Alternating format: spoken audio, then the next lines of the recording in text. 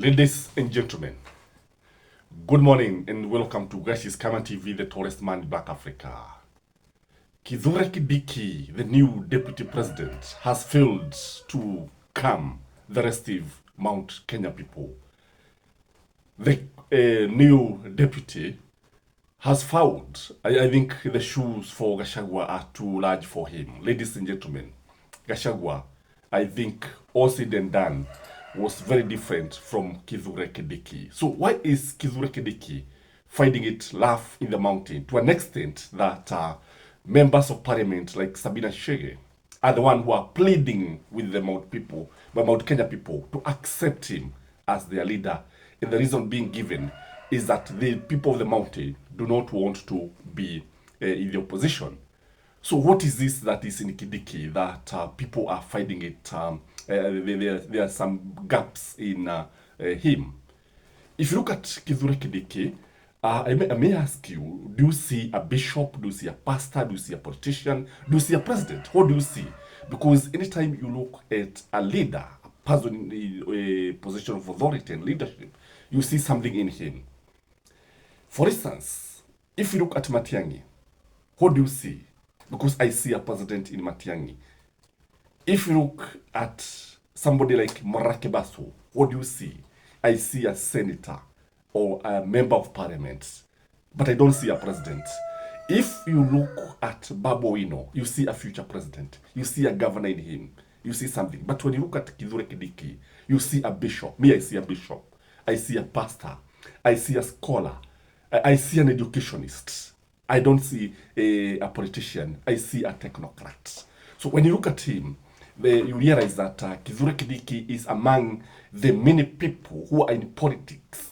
Not that they love politics very much, but they just found themselves there because of maybe association and so on and so forth. I strongly believe that Kithure Kindiki found himself in politics because of his association with William Samuel Ruto. Remember, he was William Samuel Ruto's lawyer for many years.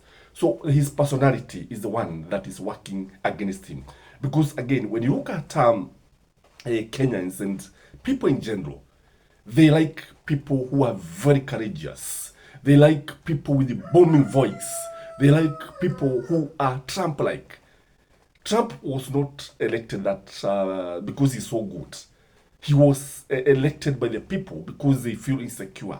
And in him, they see somebody who can save him. They see a leader who can save America. A leader who can stop the rising of China and the irredentism of Russia. That's the jigoism of Israel. So it's not the way to go. So when you look at Kithure Kindiki, you realize that Kithure Kindiki lacks those traits. And Kenyans in general have always liked people who are actually very, very controversial. If you look at Kithure Kindiki is very clear, forthright, and he means what he say. He does not say what he means. But now, when you look at leaders like Matiba, very courageous. Look at William Samuel Ruto, very controversial. Raila Amolo Odinga, very controversial. Uhuru Muigai Kenyatta, very bold and courageous, charismatic. These are the kind of leaders that people will always yearn for. Number 3, in my view, if you look at where he comes from, Kithure Kindiki comes from a small tribe, a sub-tribe of Meru. And truth be told, Kenyan politics is tribal, whether we like it or not. And unajua lazima mtu aanze kutoka kwao. And when you look at Kithure Kindiki, you realize that the sub-tribe is just too small.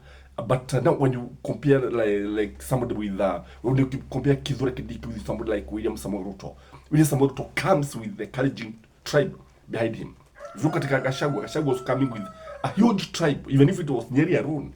But you know it was not Nyeri. But this somebody would come with a huge group of people. And then when you look at Raila Amolo Odinga, he comes with Nyanza and so on and so forth. So when you look at Kithure Kindiki, there's a feeling that he doesn't add value as far as numbers are concerned to William Samuel Ruto. So again, there are so many opposing forces in the mountain. There are so many other leaders who can actually do better. For example, Even if you go to Meru itself, look at somebody like Peter Munya. Peter Munya would have attracted more people because the fact he's a politician, he's controversial, he's courageous. He would have attracted the mountain and would have calmed the mountain compared to Kindiki. So that's what I mean, that William Samoto erred in going for Kindiki, because you see, whether the politicians wanted him, he had also to look for other factor. This is also the perception, the issue of perception. He's coming at a time when the perception in the mountain is that William Samoei cannot keep promises. He's coming at a time when the perception in the mountain is that he's coming to betray his brother. He's coming at a time when Gachagua is out and down. He's coming at a time when the mountain is angry. So the timing itself is even wrong. It is wrong from all angles, because you see, if he came as a deputy president when William Samoei Ruto won the presidency during the nomination, that time maybe people could have seen that he's a different person, and maybe he could have actually won the hearts and the minds of the mountain. But as things stand now, you realize that the timing was wrong. He has come after the blood has shed. He has come after betrayal has come. He is coming just like somebody would come after the crucifixion of Jesus and then start praising the Judas. That's the time. That's the kind of timing. Because in politics, timing is key from all angles. Again, when you look at Kindiki, Kindiki comes with the burden of William Samoei Ruto. He carries the burden of William Samoei Ruto. Because you see, truth be told, William Samoei Ruto will suffer greatly in 2027 because, one, of perception.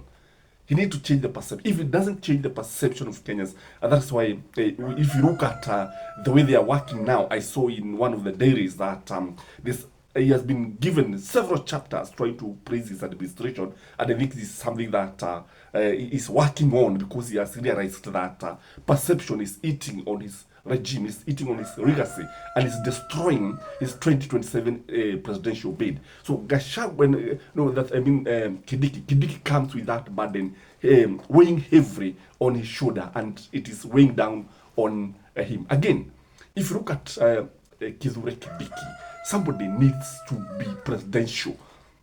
A deputy president must be a president in waiting.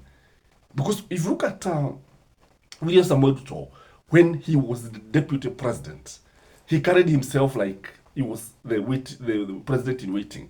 We look at Kindiki, you see somebody, one, you realize that his is just loyalty, as he has been saying, and he has been promising William Samoei Ruto, I will remain loyal to you. So loyalty.